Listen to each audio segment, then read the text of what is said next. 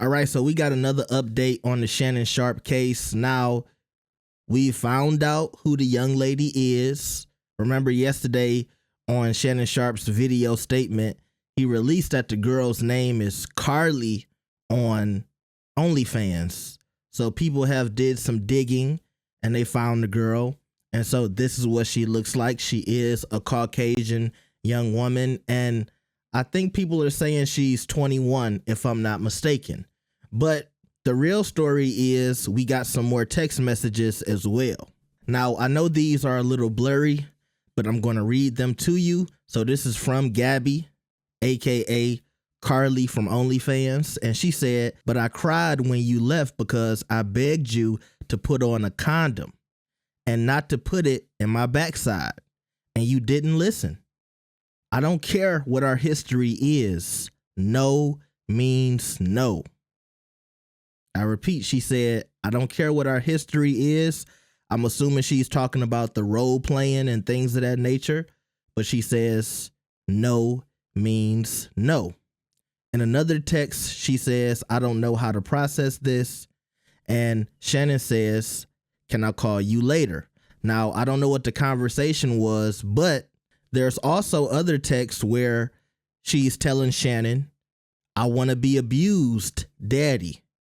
And in another text, it says, "I want like some hardcore BDSM action though." And this is where the argument about whether or not this was a consensual relationship is going to come to question, because obviously in this other text, you know, she's saying, "Hey, Shannon, I told you to put on a condom. No means no." But in other instances, she's asking Shannon to be aggressive with her. Now, I know a lot of people are going to say this is a setup. It seems like she enticed Shannon in this intense relationship and then all of a sudden turned it into something else. But at the same time, I think that last text where she said no means no, that's a very serious accusation, and it's something that might come back to bite Shannon in the ass, especially in public right now. I see a lot of people saying he's cooked. I see a lot of people saying this is the thing that's going to get him caught up.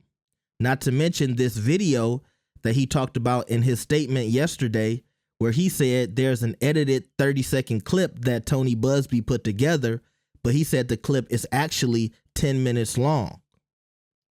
Now, I'm just going to speak as a black man, and I'm going to say, unfortunately, when you're in Shannon Sharpe's position, you can't do things like other people in your tax bracket do who aren't black, who aren't your color.